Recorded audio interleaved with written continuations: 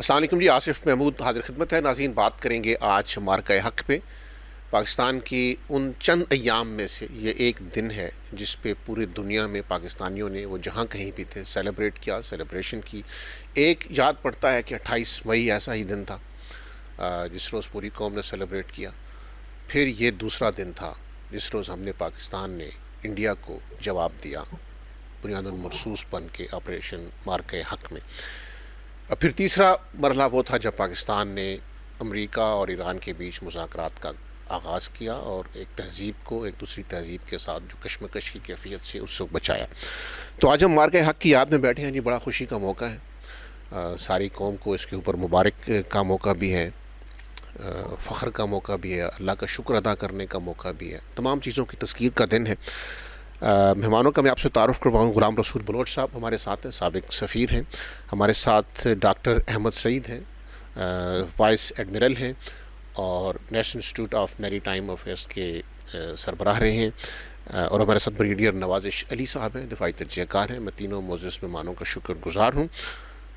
غلام رسول صاحب، آپ سے آغاز کرتے ہیں. سر السلام علیکم. وعلیکم السلام.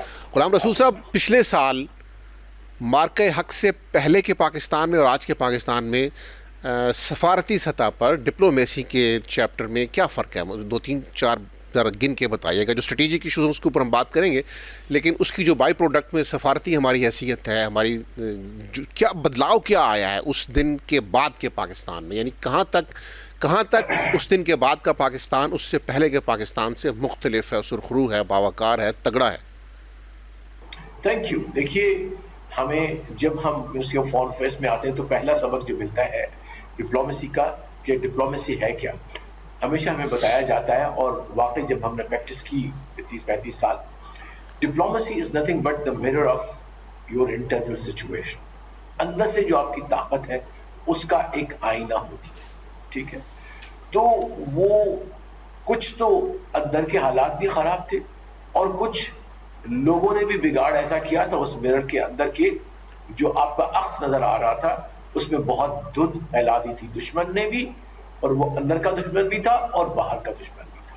تو وہ ایک narrative, totally wrong narrative on Pakistan, but was there. Despite all of that those difficulties, Pakistan was able to assert at various places. لیکن جو مقام آپ کو مارکہ حق کے بعد ملا ہے، definitely it is without any not that I want to please anybody, it is a comment as an analyst, as a historian and as a person جس نے اس کو پریکٹس کیا ہے. تو وہ جو آپ کا اندر کی طاقت تھی، جو پوٹینشیل تھا، آپ کی جو اصل جو طاقت تھی ڈپلومیسی کی بھی اور آپ کی فوج کی بھی. کیوں؟ دیکھیں، اس میں مارکہ حق کے اندر یہ نہ سمجھے کہ فقط ہم نے فیلڈ میں تو آبویسلی ایکسل کیا، لیکن ساتھ ساتھ ڈپلومیسی بھی چل رہی تھی. آپ کی میسیجنگ دنیا میں کیسے جا رہی تھی وہ بھی چل رہی تھی. تو میں سمجھتا ہوں پاکستان کو ایفیکٹولی مارکہ حق نے ایز اے مڈل پاور دنیا میں لا کھڑا کیا ہے. اور اس کا سب سے بڑا، جلدی سے میں چلا جاتا ہوں اس طرف کہ اس کا ثبوت کیا میرے پاس ہے. اگر میں یہ کلیم کرتا ہوں واٹ از دا ایویڈنس، وہ ایویڈنس مجھے نہیں آتا، لیکن اللہ نے یہ بھی کرنا تھا کہ آج ہم ایک مارکہ امن جو ہے دنیا کے لیے، خطے کے لیے اور اپنے بھائی ایرانیوں کے لیے وہ لڑ رہے ہیں، اور almost we have succeeded in that مارکہ. تو غلام رسول بلوچ صاحب، کیا ہم کہہ سکتے ہیں کہ جو ہماری پوزیشن اس وقت ہے سفارتی سطح پر، ہم امن کے داعی ہیں، ایران اور امریکہ کے بیچ میں ہم میڈیشن کروا رہے ہیں، فیسیلیٹیشن کروا رہے ہیں، یہ اصل میں بائی پروڈکٹ ہے اس دن کی کامیابیوں کی جو ہم نے پچھلے سال انہی دنوں میں حاصل کی تھی؟ از اٹ ٹرو سر؟ کوئی شک نہیں اس کے اندر. آپ اگر اس وقت کریڈیبل نہ ہوتے، خدا نہ خواستہ آپ دوسری طرف کھڑے ہوتے جس طرح اب انڈیا کھڑا ہے، تو ہماری بات کون سنتا؟ دیکھیے، میڈیشن بڑا ایک جوابداری کا کام ہوتا ہے. اس کے لیے 3 4 چیزیں چاہیے ہوتی ہیں آپ کو. نمبر 1 ہوتا ہے آپ کی کریڈیبلٹی، آپ کی کہ آپ as a credible diplomatic actor کیسے رہے ہیں. کیا آپ دنیا میں اصولی طور پہ ڈپلومیسی کرتے رہے یا صرف مفادات کی ڈپلومیسی کرتے ہیں؟ تو پاکستان کی ہسٹری ماشاءاللہ اس حوالے سے بہت پازیٹیو ہے. جہاں کہیں بھی، کیونکہ یو این میں بھی الحمدللہ اللہ واز ویری کائنڈ کہ میں نے پاکستان میں شمولیت بھی کیا. تو ہم ہمیشہ اصول پہ کھڑے تھے, چاہے وہ افریقہ کا کوئی ایشو تھا, مڈل ایسٹ کا کوئی ایشو تھا, یا دنیا کے اور کرائسس تھے, تو ہمیشہ اصول کی ڈپلومیسی کے ٹھیک طرف ہے کھڑے تھے. ٹھیک ہے.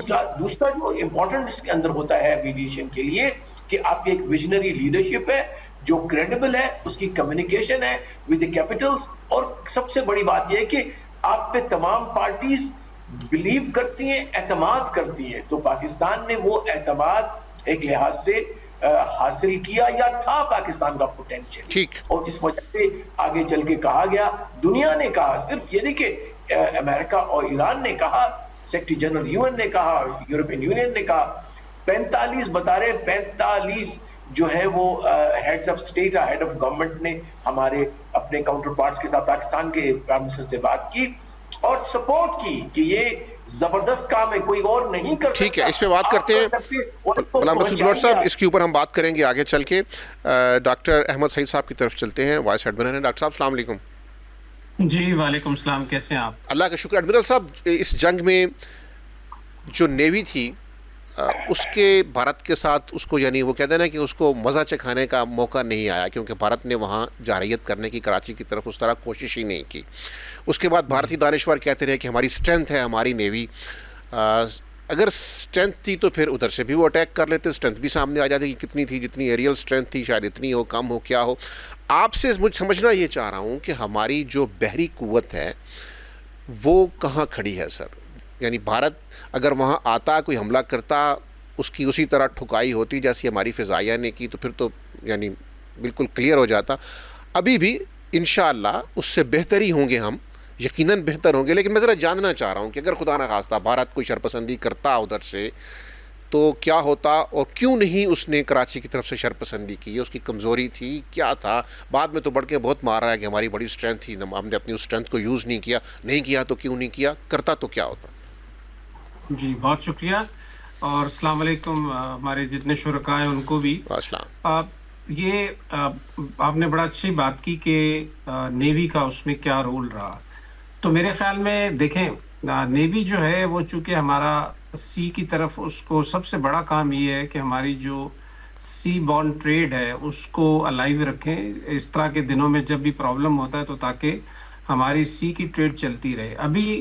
ابھی جو ایران اور یو ایس کی جنگ ہوئی ہے, اس میں چیز دیکھیں کتنی ایویڈنٹ ہوئی ہے کہ اگر آپ کی سی ٹریڈ رک جائے تو آپ کی جو مشینری ہے وہ رک جائے گی, آپ کے آئل کی پرائسز بڑھیں گی.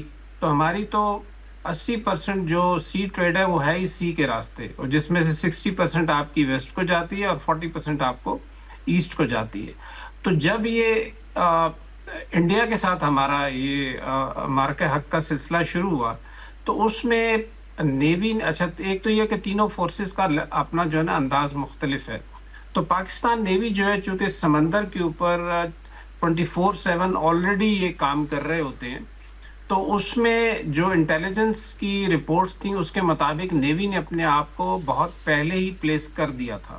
اوکے. اور اس کی وجہ سے ایک تو پہلے یہ ہوا کہ پلیسمنٹ بہت اچھی ہو گئی, اور ان کریٹیکل ایریاز میں پلیسمنٹ کی کہ جس کی وجہ سے جب ان کے ہماری ایئر فورس سے ان کو کافی عظیمت اٹھانا پڑی اور 8 جہاز ان کے مار گرائے گئے, تو ان کے جو راج ناتھ صاحب ہیں ڈیفنس سیکٹری, وہ بھاگے اور وہ جا کے ویرات پہ کھڑے ہو گئے, اور انہوں نے کہا کہ جیسے آپ نے کہا کہ یہاں سے اب ہم پاکستان سے بدلہ لیں گے. لیکن ان کو پھر نیوی کے جو ماہرین ہیں ان کے انڈیا کے, انہوں نے سمجھایا کہ اگر آپ یہ ہاتھی آگے لے کے جائیں گے تو یہ تو بہت بڑا ایک رسک ہے, اور اس سے بڑی عظیمت ہو جائے گی اگر یہ ہٹ ہو گیا. تو اس وجہ سے انہوں نے اس طرف سے کوئی ایک بھی اس طرح کا اقدام نہیں کیا, اس لیے کہ نیوی پہلے سے تیار بیٹھی ہوئی تھی. اور جیسے آپ نے کہا کہ اگر یہ ایسا ہوتا تو اس سے بڑا ان کا نقصان ہونا تھا. ایک اور پوائنٹ ہے جو شاید کم یہاں پہ بات کی جاتی ہے, جیسے ابھی یو ایس نے بلاکیڈ کیا ہے ایران کا, تو اسی حوالے سے اس وقت انڈیا نے بھی جتنے بھی شپس تھے ان کو اعلان یہ کہا تھا کہ کوئی بھی شپ اگر پاکستانی کارگو لائے گا یا پاکستانی پورٹ پہ جائے گا تو ہم اس کو اپنی پورٹ میں نہیں آنے دیں گے. تو یہ بھی ایک قسم کا غیر اعلانیہ انہوں نے ایک بلاکیڈ کرنے کی کوشش کی, اور اس کے اندر انہوں نے ان کا مقصد یہ تھا کہ پاکستان کی جو ہماری برآمدات اور درآمدات ہیں ان کے اوپر انفلوئنس کر کے تاکہ جو انشورنس ہے وہ بڑھ جائے اور یہ نان کمپیٹیٹو ہو جائیں اور اس سے ان کو چوکنگ ایفیکٹ آئے. اچھا ڈاکٹر صاحب یہ بتائیے ڈاکٹر صاحب کہ یہ جو ہماری گوادر پورٹ ہے یہ ظاہر ایک معاشی ایکٹیویٹی کی علامت ہے، لیکن ہماری پورٹ ہے تو ظاہر ہے ہمارے دفاع میں بھی کام آنا ہے اس نے. گوادر کی جو پورٹ ہے یہ انڈیا کے کسی بھی اگریشن کی صورت میں کیا ہمیں ایک اسٹریٹجک ڈیپتھ اور وہ کشن فراہم کرتی ہے؟ یعنی کراچی شاید انڈیا کے کچھ زیادہ نزدیک ہے اور کراچی سے ہم اٹیک بھی بہت اچھی طریقے سے انڈیا سے کر سکتے ہیں، لیکن جو آپ کے ڈیفنس مووز ہیں اس کے لیے گوادر پورٹ آپ کو یہ جو ایک بعض لوگ لکھتے ہیں، ذرا آپ سے ہم رہنمائی لے لیتے ہیں کہ وہ آپ کو ڈیپتھ فراہم کرتی ہے، وہ انڈیا کی جو سرحدیں ہیں اس سے کافی پیچھے ہٹ کے ہے اور آپ کو اسٹریٹجیکلی وہ بہت سارے بینیفٹس دیتی ہے. وہ کیا کیا ہو سکتے ہیں؟ جی آصف صاحب، ایک تو جو نئی طریقہ ہے جو ہم کہتے ہیں 21ویں صدی کی جو وارفیئر ہے اس میں ابھی جو پرانے یہ کانسیپٹس تھے کہ ایک اسٹریٹجک ڈیپتھ اور اس طرح کی چیزیں وہ آہستہ آہستہ ختم ہو گئی ہیں، اس لیے کہ آپ کے پاس اب میزائل اتنے ڈرونز آ گئے ہیں، میزائل آ گئے ہیں، ڈرونز آ گئے ہیں، یہ ساری چیزیں مل کے تو اب پورا ہی ملک یا اس کی ڈیپتھ جو ہے وہ اب ٹرانسپیرنٹ بھی ہو گئی ہے اور ایکسیسیبل بھی ہو گئی ہے. اسی طریقے سے انڈیا کا ہے کہ انڈیا بھی پورا ایکسیسیبل ہے پاکستان کو اور پورا اس کا ہمیں پتا ہے کہ کون سی چیز کہاں پہ ہے. تو اب یہ ڈیپتھ والا کانسیپٹ تھوڑا سا کم ہو گیا. یعنی ایڈمرل صاحب اب وہ بات نہیں رہی کہ انڈیا بہت پیچھے ہٹا ہوا، بہت گہرائی میں ہے اور اس کے پیچھے کی اسٹیٹس ہماری رینج میں نہیں ہے، اب پورا انڈیا ہماری رینج میں ہے. جی ٹوٹل. اور دوسرا یہ ہے کہ اس کی معاشی ضروری طور پہ جو معاشی پوٹینشیل ہے اس کے اوپر بات ضروری ہے کہ یہ بہت بڑا ایک ایونیو ہے اور پوٹینشیل ہے اس ایریا کا کہ جو ہماری ڈیپ پورٹ ہے یہ ایک نیچرل ہے اور یہ بالکل گلف کے سامنے ہے. تو جب بھی اگر اس کو اب آگے جیسے جتنا ابھی شپس جو اندر نہیں جا سکے گلف کے اندر اس آبنائے ہرمز کی بندش کی وجہ سے، تو ان کا سامان جو ہے وہ ٹرانسشپمنٹ کا یہاں آف لوڈ ہوا ہے. تو اب یہ کہ آہستہ آہستہ وہ جو ٹرانسشپمنٹ کا ہمارا ایک کانسیپٹ تھا اور اس کو سینٹرل ایشین ریپبلک سے پھر لنک اپ کرنا اور اس کے بعد چائنا کے ساتھ، تو یہ ابھی بڑی جلدی میرے خیال میں یہ ایک خواب تھا جو شرمندہ تعبیر ہوگا اور یہ بہت زیادہ ہمارے جو نیشنل اکنامک ایکٹیویٹی ہے اس میں ایک میجر پارٹ پلے کرے گی. ٹھیک. بریگیڈیئر نوازش صاحب کی طرف بڑھتے ہیں. بریگیڈیئر صاحب السلام علیکم. وعلیکم السلام. بریگیڈیئر صاحب یہ جو مارکہ حق تھا اس نے جنگ کی نیچر ہے وہ کتنی بدلی؟ یعنی اس سے پہلے کچھ کنونشنل وارفیئر ہوا کرتی تھی، لیکن اس جنگ میں تو یوں لگ رہا ہے کہ جیسے اس سے پہلے کی جنگی تکنیکس پرانی ہو گئی ہیں. اب بالکل ایک نئی دنیا ہے، نیا ویپن ہے، نئی وار اسٹریٹجی ہے، بالکل نئے انداز سے جنگ لڑی جائے گی. اب وہ جسے کنونشنل سپریورٹی کہتے تھے فلاں ریاست کی فلاں پر، وہ بھی نہیں رہی. اب اگر کسی کی فورسز زیادہ ہیں تو یہ بھی کوئی سپریورٹی نہیں رہی، سب کچھ ٹیکنالوجی بیسڈ ہے.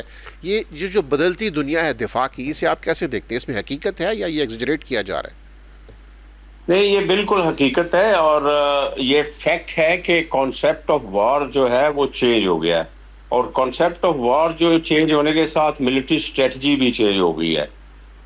دیکھیں پہلے یہ تھا کہ جی نیوکلیئر تھریش ہولڈ آئے گا تو نیوکلیئر ویپنز ڈپلائے ہوں گے، لیکن یہ جس طرح ابھی میرے سے پہلے ڈاکٹر صاحب بالکل صحیح فرما رہے تھے کہ وہ جو کانسیپٹ ہے نا اسٹریٹجک ڈیپتھ والا اور اسمبلی آف فورس ہوگی اور پھر وہ ایک میں لینڈ اسٹریٹجی کی بات کروں گا، یہ کشمیر میں اور پنجاب میں گوئنگ لٹل ڈاؤن کہ وہ اٹیک کریں گے، پھر ایک خاص آبجیکٹو کیپچر کریں گے، دین وی ول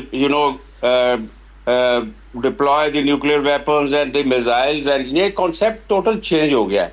ابھی جی نیوکلیئر برینکمین شپ جو ہے وہ 3-4 دن میں آ جاتی ہے. تو ایک تو اس میں جو نیا کنسیپٹ ہے کہ 2 نیوکلیئر پاورز میں جو گراؤنڈ آفینسو اور وہ جو اولڈ کانسیپٹ تھے کہ جی وہاں پہ ہم مین ایفرٹ لانچ کریں گے اور وہاں پہ آگزیلری ایفرٹ لانچ کریں گے اور پھر وہ انیمی کی ریزرو کو ابزارو کریں گے اور اس کو ڈسٹرائے کریں گے، اور پھر وہ کانسیپٹ چینج ہو گیا ہے. You are on a nuclear threshold within 3 to 4 days. ایک تو یہ چینج ہو گیا، لیکن اس کے ساتھ ملٹری پوٹینشلز کے جو ڈائنامکس ہے وہ نہیں چینج ہوئے between India and Pakistan. Pakistan کو اپنی جو کنونشنل ڈیٹرس ہے وہ اسی طرح ہی رکھنی پڑے گی. اگر آپ کی کنونشنل ڈیٹرس نہ ہوگی, ابھی میں تھوڑا سا آپ کو تفصیل سے بتاؤں کہ بریگیڈیئر صاحب مجھے اگر آپ اجازت دیں میں کوئی مختصر سا وقفہ لے لوں, بریک کے بعد واپس آپ ہی کی طرف آئیں گے اور گفتگو کا سلسلہ یہیں سے دوبارہ جوڑیں گے. ایک مختصر سا وقفہ لیتے ہیں جی, وقفے کے بعد دوبارہ ملتے ہیں.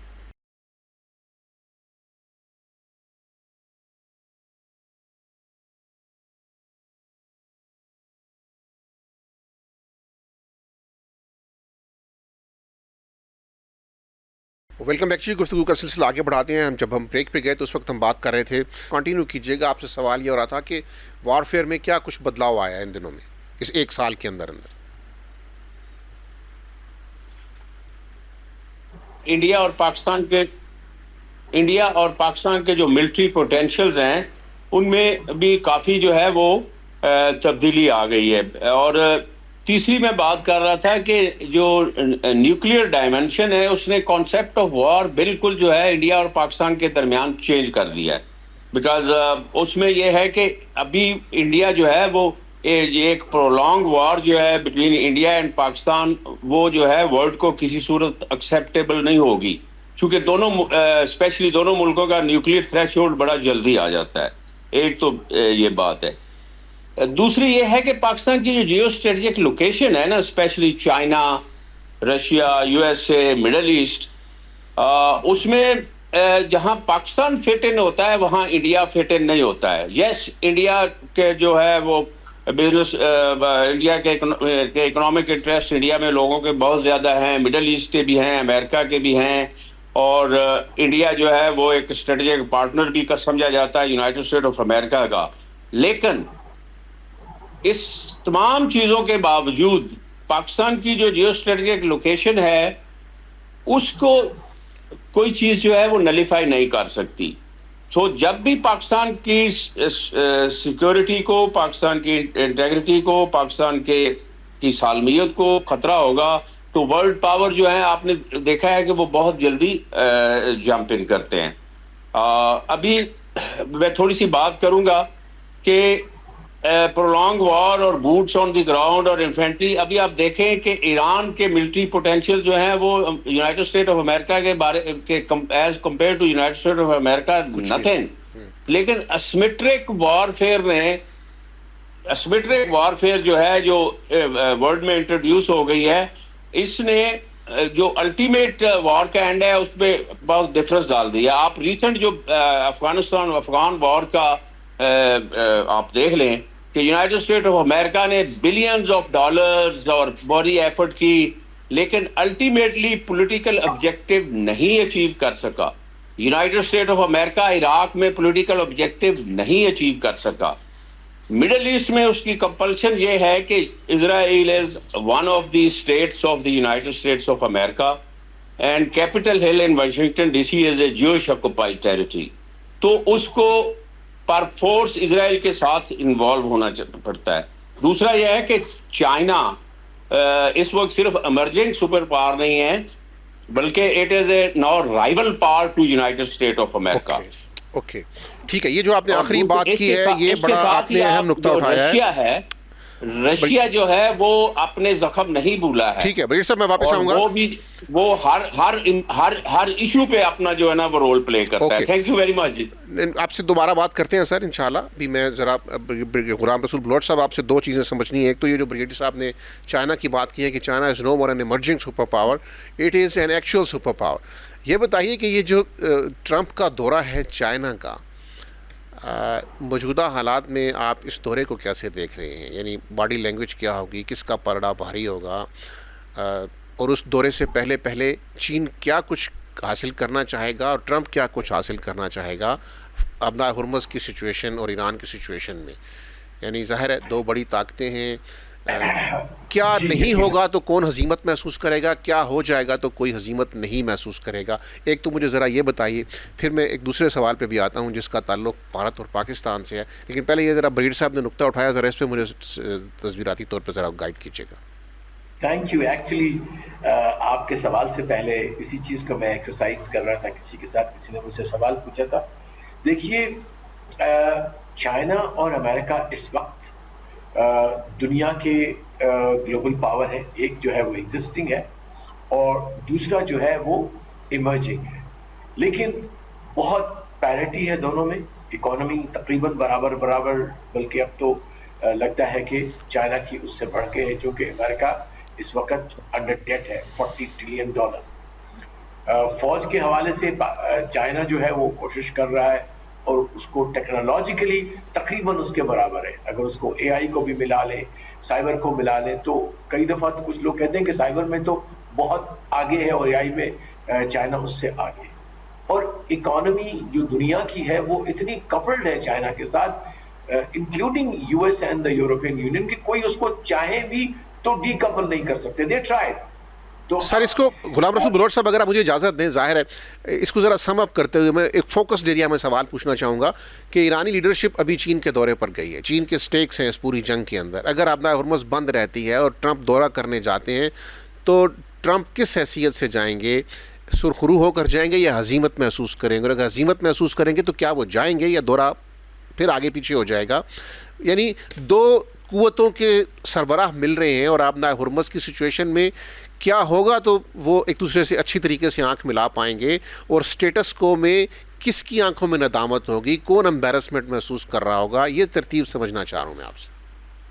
دیکھیے دورہ جو تھا ان کا جو ایک دفعہ کینسل ہوا اس لیے کہ وہ سمجھ رہے تھے کہ شاید 2-4 ہفتے میں ہم اس کو کام تمام کر کے ایران کا اور ایک فاتح کے طور پہ میں چائنا جاؤں اور واقعی اپنے ٹرمز ڈکٹیٹ کروں کہ now I'm the actually uncontested یہاں کا ہیجمون ہوں مڈل ایسٹ کا. تو یہ پرپس سر ہوتا نظر آ رہا ہے آپ کو؟ ٹریڈیشنلی ان کے ہاتھ میں رہا ہے, لہٰذا اب وہ گنجائش نہیں رہی, اب سچویشن ڈفرنٹ ہے. لیکن چونکہ چائنا کی پالیسی کو ایگزسٹنس کی ہے, چائنا کی جو پالیسی ہے وہ کلیکٹیو سیکیورٹی کی ہے, شیئرڈ سیکیورٹی کی ہے, تو میرا اپنا خیال ہے کہ یہ دونوں اس وقت بات کریں گے جو چیلنجز ہیں دنیا کو, جس میں ڈسرپشن, ٹیکنالوجیکل ڈسرپشن, ٹیکنالوجی کیا کر رہی ہے, اے آئی کیا کر رہی ہے, اور اس پہ میں سمجھتا ہوں دونوں کا کنسنسس یعنی آپ کہہ رہے ہیں کہ پازیٹیو نوٹ پہ میٹنگ ہوگی ان کی, بڑی اچھی بات ہے. I got your point. اب مجھے ذرا یہ بتائیے کہ آپ آگے بڑھتے ہیں سر, اگلے سوال پہ آتے ہیں. دنیا کیسے چلانی ہے, because you see the biggest, صرف ایک میں چیز اوکے میں نے سر غلام رسول بلوچ صاحب, چیزیں بہت ساری ہیں, وقت کم ہے. ڈاکٹر احمد سعید صاحب کی طرف بھی جانا ہے, لیکن ان کی طرف جانے سے پہلے ایک سوال آپ سے اور پوچھنا ہے کہ یہ جو اپنے مارکہ حق ہوا, اس میں جو انڈیا نے ایگریشن دکھایا وہ ایگریشن ابھی ختم نہیں ہوا. ہم نے اس کی ٹھیک ٹھاک ٹھکائی کر دی, ہم سرخرو ہو گئے, لیکن اب وہ اور طریقوں سے کام کر رہا ہے. یعنی ایک تو اس نے آپ کے خلاف پانی کی جارحیت شروع کر دی, یہ 37 معاہدہ اسٹل ایگزسٹ نہیں کر رہا as far as Indian point is concerned. دوسرا وہ اپنی پراکسیز کے ذریعے پاکستان میں بدامنی پیدا کر رہا ہے, ٹارگٹ کر رہا ہے شخصیات کو, مذہبی شخصیات کو, علماء کو. بلوچستان کے اندر بدامنی ہے, تو جنگ تو جاری ہے. پاکستان نے کہا تھا کہ اگر ہمارے پانی کے ذرائع کو اور پانی کو روکا گیا تو یہ ایکٹ آف وار ہے. تو آپ کیا سمجھتے ہیں کہ یہ جو چیز چل رہی ہے یہ پھر کسی تصادم میں بدل سکتی ہے؟ ظاہر ہے پاکستان اپنے پانی کو تو نظر انداز نہیں کر سکتا. دیکھیے جب ایک آپ کا عدو کہتا ہے, دشمن کہتا ہے کہ میری جنگ پوز پہ ہے, تو آپ سمجھ لیں کہ جنگ جاری ہے. یہ جو سمجھدار قوم, سمجھدار لوگ ہی سمجھتے ہیں اور ہم سمجھتے ہیں. آئی تھنک ہماری لیڈرشپ سمجھتی ہے, فوج سمجھتی ہے, اور اسی ترتیب سے ایک تیاری ہماری جاری اور ساری ہے. یہ عمل جاری ہے, یہ کبھی آف آن نہیں ہوتا. اور پھر جس طرح سے again I will bring the question of technology, جو ہم نے دکھایا بارکہ حق میں کہ آج کی جنگ جو 21ویں صدی کی جنگ ہے اس کے لیے پاکستان تیار ہے, اور آنے والی جنگوں کے لیے بھی تیار ہے. جو پیچھے رہ گیا ہے وہ انڈیا ہے. دیٹ از دا ریزن کہ ڈسپائٹ ہیونگ سب سے دنیا کے مہنگے ترین جہاز کے باوجود بھی اس کو شکست کھانی پڑی.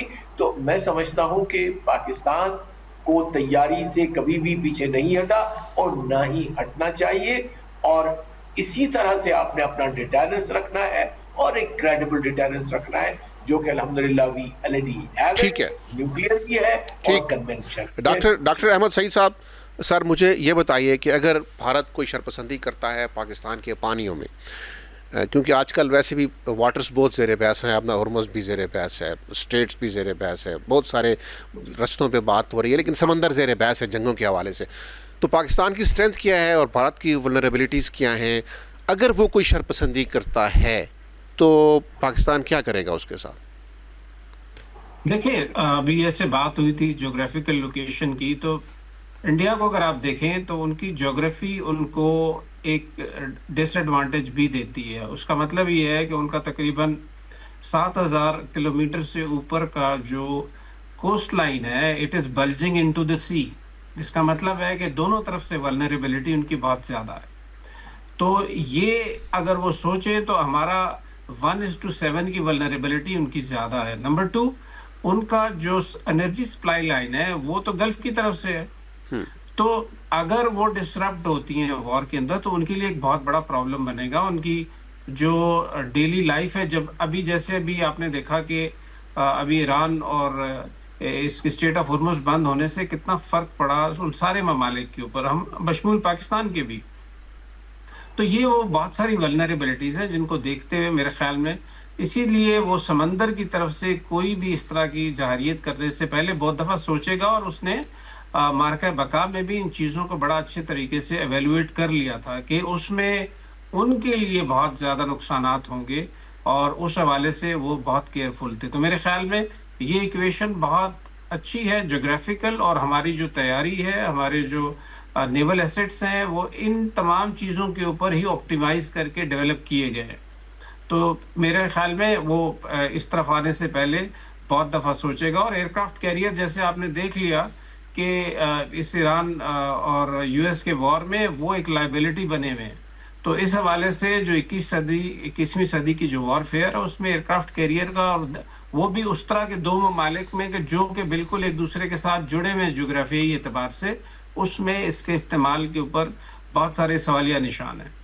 تو ڈاکٹر صاحب یہ بات کس حد تک درست ہے کہ جدید دنیا کی جو جنگ ہے یا ایئر پاور کی جنگ ہے یا ٹیکنالوجی کی جنگ ہے؟ دیکھیں آپ پہلے بھی شاید بات کی میرے ایک ساتھی نے کہ ابھی جو 21ویں صدی کی ہے وارفیئر بڑی کمپریسڈ ہو گئی ہے، اور اس کے اندر ہی آپ نے ہر چیز کو بڑے کمپریسڈ کا فارم میں چلانا ہوتا ہے، جس کے اندر آپ کی ڈپلومیسی بھی چل رہی ہے، آپ کی میزائل وارفیئر بھی چل رہی ہے، آپ کی اٹریشن بھی چل رہی ہے، آپ کی معاشی جو صورتحال ہے وہ بھی چل رہی ہے، اور اسی کے اندر آپ کی جو آپ یہ کہہ لیں کہ اوور آل ایک اسٹریٹجک پالیسی کو بھی آپ نے دیکھ کے چلنا ہے. تو یہ جو مارکہ بقا تھا یہ اس کا ایک بہت اچھا ٹیسٹ تھا، اور پاکستان کی لیڈرشپ نے ماشاءاللہ جتنی بصیرت دکھائی، اور دو نیوکلیئر وار جو کنٹریز ہیں ان کے درمیان پاکستان نے بڑی ایک بصیرت کا اور بڑے تدبر کا مظاہرہ کیا، اور اسی وجہ سے پاکستان آج ایک رسپانسبل اسٹیٹ کے طور پہ اس ریجن میں ابھر کے آ رہا ہے as a middle power. Doctor صاحب یہ بات کس حد تک درست ہے کہ پاکستان نے جدید ٹیکنالوجی کی دنیا میں انڈیا کے اوپر اپنی سپیریارٹی یا اپنا ایکیومین یا ویئر ودال جو ہے وہ اسٹیبلش کر لیا ہے؟ جی بالکل، اس میں تو کوئی دو رائے نہیں ہے. میرے خیال میں یہ چیزیں ساری ٹیسٹ ہو چکی ڈیورنگ مارکہ بقا، اور اس کے اندر چاہے وہ ہماری ایئر فورس تھی، چاہے وہ ہماری آرم فورسز آرمی تھی، یا ہماری نیوی. اب چونکہ یہ ایک آپ کہہ لیں کہ ہم آہنگی سے تینوں چلتی ہیں، یعنی جوائنٹ وارفیئر ہو گئی ہے، اور اسی وجہ سے سی ڈی ایس اب آپ دیکھیں کہ نیا جو عہدہ کرافٹ کیا گیا وہ اسی لیے ہے کہ اب ٹائم اتنا کم نہیں ہے، اور آپ نے بہت جلدی ڈیسیجن میکنگ کرنی ہوتی ہے، اور اس کے اندر اتنا اچھا کمانڈ اینڈ کنٹرول اور clarity of mind top level پہ ملٹری اور پولیٹیکل لیڈرشپ کی ہم آہنگی تھی، جس کی وجہ سے میں سمجھتا ہوں کہ ہمارا یہ پورا سسٹم بہت اچھا چلا اور ڈیسیجن میکنگ بہت اچھی ہوئی. ٹھیک. بریگیڈ صاحب مجھے یہ بتائیے کہ یہ مارکہ حق میں ہم نے بھارت کو عظیمت سے دوچار کیا، لیکن بھارت ابھی بھی دو محاذوں پہ آپ کے خلاف کام کر رہا ہے. یعنی بھلے جنگ کی ہمت تو اب اس کو نہیں ہوگی، لیکن یہ جو پراکسیز کے ذریعے وہ پاکستان میں بد امنی اور دہشت گردی کر رہا ہے، اور دوسرا جو پاکستان کے پانیوں کے اوپر اس نے انڈس واٹر ٹریٹی کو معطل کر کے انٹرنیشنل لاز کی وائلیشن کی ہے، یہ چیزیں پھر کسی تصادم کی طرف بڑھیں گی یقیناً. ٹیکنالوجی ہے، اور specially missile technology and nuclear weapons جو ہیں، انہوں نے کنونشنل وار جو ہے یا پرولونگ وار کو آلموسٹ رول آؤٹ کر دیا ہے. لیکن اس کے ساتھ میں یہ کہوں گا being an infantry soldier, boots on the ground کی ویلیو نہیں ختم ہوئی، اور جو بوٹس آن دی گراؤنڈ کی ویلیو ہے وہ آپ کو ایران اور امریکہ کی جنگ میں کلیئرلی ظاہر ہو رہی ہے. یعنی اس ایران پہ 2 دفعہ امریکہ نے اٹیک کیا، پچھلے سال بھی، اس سال بھی کیا، لیکن جب بات آتی ہے گراؤنڈ offensives کی یا اس دفعہ تو انہوں نے وہ بھی نہیں کیا ہے جو شاہ آف ایران کے زمانے میں پیرا ڈراپ وغیرہ کیے تھے اور پھر وہ پکڑے گئے. تو بیسیکلی یہ ہے کہ وار کے ڈائمینشنز چینج ہو گئے ہیں. War is short lived. I'm talking of all out war. It is short lived, it is very destructive. یعنی اگر انڈیا اور پاکستان کی آل آؤٹ وار ہو تو within 3-4 days you will not have the place to bury the dead bodies on both sides. I repeat, اگر all out وار شروع ہو جائے اور گراؤنڈ offensive ہو جائے اور with in 4 days 5 days there will be a nuclear threshold. Now ہمیں threat کیا ہے؟ We are well balanced against the eastern border or on eastern border against India. The threat we have is on our western border. That is asymmetric warfare, warfare against the Taliban, warfare against the terrorist group, warfare against the separatist group. اور وہ elements ہیں جس کی وجہ سے ہماری economy جو ہے وہ بڑی ایڈورسلی افیکٹڈ ہے. اور دوسری ہمیں تھریٹ ہے ریلیجس فنیٹسزم سے ود ان دی کنٹری, اور تیسری تھریٹ ہے ہمیں فنانشیل کرپشن جو ہے, وہ میسو فنانشیل کرپشن جو ہے from top to bottom and from bottom to top. Otherwise, I assure you, whatever understanding I have of the military potential and all that, we need not to worry about India for a very long time. ٹھیک, Thank you. بہت شکریہ, thank you. Ghulam رسول بلوچ صاحب, ہمیں اب ایک operation مارکۃ المعیشت کی بھی ضرورت ہے جو پاکستان کو اسی طرح سرخرو کرے معیشت میں جیسے پاکستان جنگ میں سرخرو ہوا تھا. جی, یہی میں عرض کر رہا تھا آپ سے پروگرام سے پہلے کہ ماشاءاللہ مارکہ حق جیتنے کے بعد ہم نے مارکہ امن جیتا, اور اب مارکہ معیشت کی ضرورت ہے جس میں آپ اور ہم اور ہماری لیڈرشپ اپنا ویژن دکھائے, اور ویژن دکھانے کا مطلب ہے ویژن دکھائے اور رول ماڈل بنے, اپنی بہت بڑی ان دالوں سے نیچے آئے, عوام کی سطح پہ آئے, عوام کی طرح سے ڈریس اپ ہوئے, عوام کی طرح کھائیں پئیں چلیں پھریں. یہ پیچھے اتنے اسکاٹس لگانے کی ضرورت نہیں ہے. You are very very safe. Pakistani people love you and you please try to trust them. تو یہ جو غریب آدمی کا, آپ کا, ہمارا جو ہر لوڈ کے اوپر جاتا ہے 100 روپیہ, 100 روپے کے اوپر جو 30 روپے چلے جاتے ہیں, اس میں سے ڈالے نہ چلائیں. ترقی کی بات کریں, روڈ بنائیں, رستے بنائیں, ہاسپٹل بنائیں, اسکول بنائیں, اور دیہاتوں کو آباد کریں. جی بالکل ٹھیک ہے غلام رسول بلوچ صاحب, آپ نے یہ بڑی اہم بات کی ہے کہ دیہاتوں کو آباد کریں. آپ کی ایگرو اکانومی آپ کی ریڑھ کی ہڈی ہے. پروگرام کا وقت ختم ہو رہا ہے. جی, بنیادی چیز یہی ہے کہ جس طرح افواج پاکستان مارکہ حق میں سرخرو ہوئی ہیں, اسی طریقے سے اب ہماری حکومت کو بھی مارکہ معیشت میں سرخرو ہونا ہے, پھر پاکستان آگے بڑھے گا. آج کا دن ہے بڑا یہ مبارک دن ہے, اور بڑا پچھلے سال انہی دنوں میں ہم اس جنگ سے گزر رہے تھے اور پھر اللہ نے ہمیں سرخرو کیا تھا. تو یہ ایک تشکر کا دن بھی ہے اور اللہ کا شکر ادا کرنا چاہیے. افواج پاکستان نے قوم کو سرخرو کیا. پروگرام کا وقت ختم ہو گیا. اجازت چاہتا ہوں آپ سے. اللہ حافظ.